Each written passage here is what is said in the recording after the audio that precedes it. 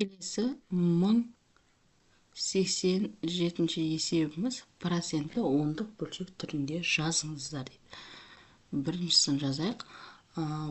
Пайызымызды ондық бөлшек түрінде жазу үшін оны 100-ге бөлеміз. Сонда 1 бөлінген 100 болады. Сонда ол 0,100-ден 1-ге тең екен. Яғни 1 пайызымыз 0,100-ден 1-ге тең екен. Келесі 6 пайызымызды ондық бөлшек түрінде жазу үшін 6-ны бөлеміз 100-ге. Сонда нәтижесі 0,100-ден 6-ға тең болады. Келесі 10 пайызды ондық бөлшек түрінде жазу үшін 10-ды бөлеміз 100-ге. Сонда 0,100-ге тең болады екен. Келесі 25 пайызды ондық бөлшек түрінде жазайық. Сонда 25 бөлінген 100 болады. Оның нәтижесі 0,100-ден 25-ге тең екен. Келесі 50 пайызды ондық бөлшек түрінде жазу үшін 50-ді бөлеміз 100-ге. Сонда ол 0,15-ге тең болады екен. Келесі 75 пайызды жазайық. 75 бөлінген 100 ол дегеніміз 0,100-ден 75 болады. Келесі 120 пайызды ондық бөлшек түрінде жазайық. 120 бөлінген 100 ол дегеніміз 1,2-ге тең болады. Келесі 170 пайызды ондық бөлшек түрінде жазайық. 170 бөлінген 100 ол дегеніміз 1,17-ге тең болады екен. Келесі екіншісін шығарайық. Процентті жай бөлшек түрінде жазыңыздар дейді. 2 пайыз процентті бөлшек түрінде жазу үшін бөлшектің бөліміне 100 санын жазамыз. Яғни пайызды 100-ге бөлеміз. Сонда екеуінде 2 санына қысқартатын болсақ, 50-ден 1-ге тең болады. Сонда 2 пайызды бөлшек түрінде жазатын болсақ, 50-ден 1-ге тең болады екен. Келесі 5 пайызды жазайық енді. Сонда 5-ті бөлеміз 100-ге.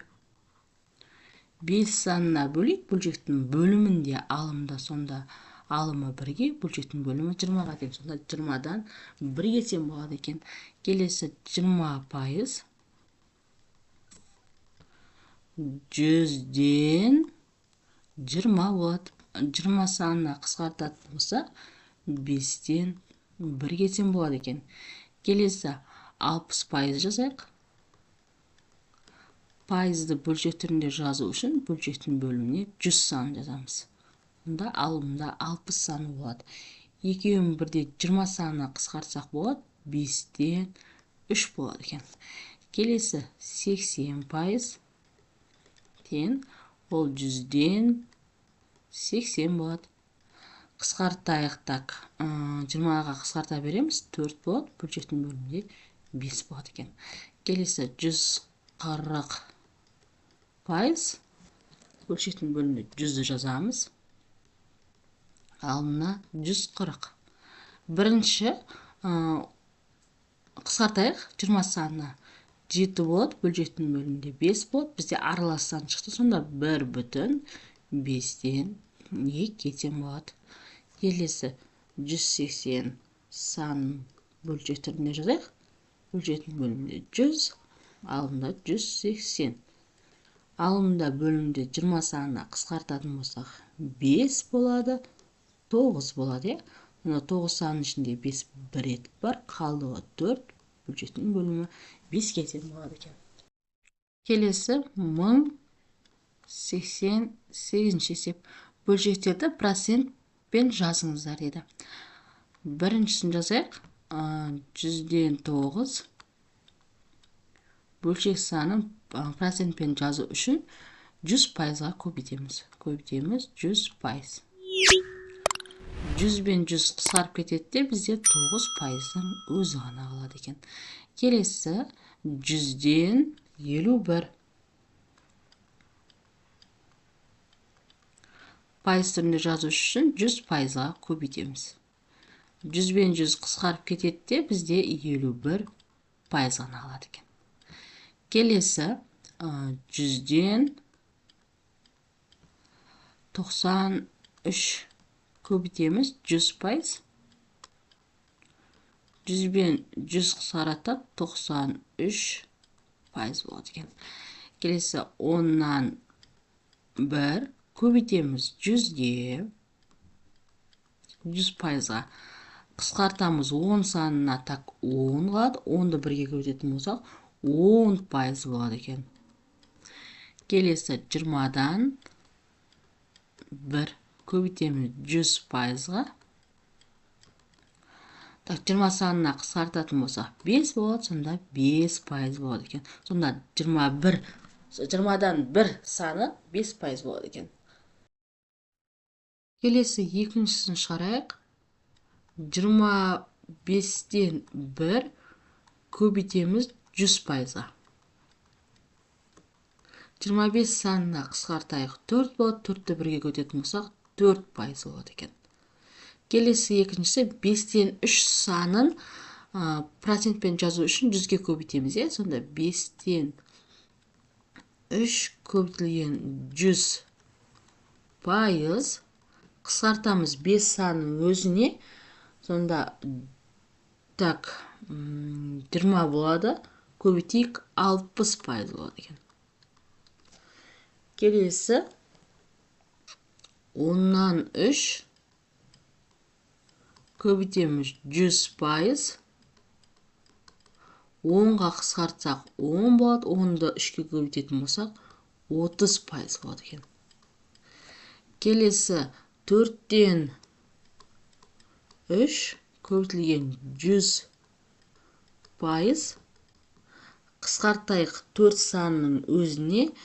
Так 25-ті 3-ке көбейтетін болсақ 75% болады екен. Келесі 50-ден 1 санын пайыз түрінде жазу үшін 100%-ға көбейтеміз. 50 санына қысқартатын болсақ 2 болады, 2-ні 1-ге көбейтетін болсақ 2% болады екен. Келесі үшіншісін шығарайық. 0,1-ді пайызбен жазу үшін 100%-ға көбейтеміз. Сонда нәтижесі 10% болады екен. Келесі 0,100-ден 1-ді көбейтеміз 100%-ға. Оның нәтижесі 1% болады екен. Келесі 0,100-ден 8-ді көбейтеміз 100%-ға. Нәтижесі 8% болады. Келесі 0,10-нан 8-ді көбейтеміз 100%-ға. Оның нәтижесі 80% болады. Келесі 1,10-нан 6-ны көбейтеміз 100%-ға. Оның нәтижесі тең болады 160%-ға. Келесі төртіншісін шығарайық. 0,191 саны пайыз түрінде жазу үшін 100%-ға көбейтеміз. Көбейтетін болсақ 91% шығады екен. Келесі 1,15-ті көбейтеміз 100%-ға. Көбейтетін болсақ нәтижесі 150% болады екен. Келесі 2 санын пайыз түрінде жазу үшін 100%-ға көбейтеміз. Сонда ол 200% болады. Келесі 2,7 санын көбейтеміз 100%-ға.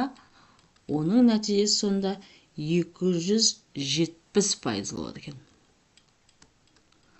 Ал 3,2-ні пайыз түрінде жазу үшін 100%-ға көбейтеміз. Оның нәтижесі сонда 320% болады екен. 1089 есептің біріншісін шығарайық. Егер берілген санның 1%-ы 4-тен 3-ке тең болатын болса, оның 100%-ы нешеге тең дейді. Оны білу үшін біз 100 санына көбейтеміз.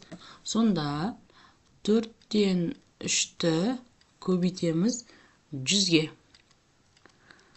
Қысқартып жібереміз.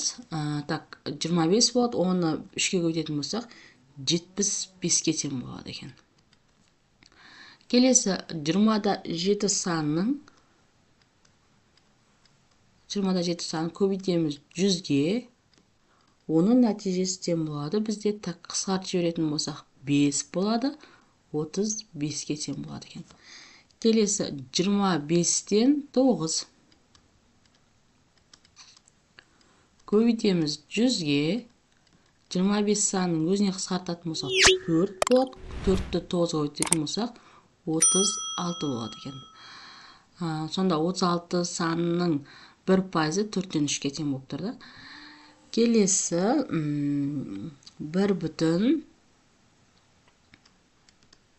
1,3 көбейтеміз 100-ге. Аралас санды бұрыс бөлшекке айналдырып алайық. 13 көбейтесін 100. Так, 10 болады. Көбейтсек 130 болады екен. Келесі 3,2-ден 1 көбейтілген 100 тең 2, 3, так, 6, 7 болады. Көбейтілген 100. Так, 50 болады екен. Нәтижесі 350 тең. Келесі 5,4-тен 1. Так, 21 деген 100. Қысқартатын болса 25, екеуінің көбейтіндісі 600, жоқ 525-ке тең болады. Келесі екіншісін шығарамыз. Берілген санның 1%-ы 1,8-ге тең болса, 100% нешеге тең дейді. Сонда 1,8-ді көбейтеміз 100 санына. Сонда ол 180 шығады. Сонда 180-ге тең екен. Келесі 0,100-ден 27-ні көбейтеміз 100-ге. Оның нәтижесі тең болады бізде 27 санына. Келесі 0,100-ден 5 санын көбейтеміз 100-ге. Ол тең болады бізде 5-ке. Келесі 6,100-ден 72 көбейтілген 100 нәтижесі тең болады бізде 672-ге. Келесі 9,100-ден 3 көбейтілген 100 нәтижесі тең болады бізде 903-ге. Келесі 9,9-ды көбейтеміз 100-ге. Оның нәтижесі тең болады бізде 990-ға. Келесі 1090-шы есебіміз. Ыдыстың 10-7-сіне су құйылған. Ыдыстың неше процентіне су құйылған? Оны білу үшін 10-7 санын көбейтеміз 100-ге. 100%. Қысқартатын болсақ 10 болады. Сонда 70%-на су құйылған екен. Енді ыдыстың неше проценті бос деді. Барлығы бізде 100% болады. 100%-дан азайтамыз 70%-ды, қалады 30%. Яғни 30%-ы бос екен. 100% үшін қандай шама алынған? 100% үшін бізде 1 бүтін шама алынған.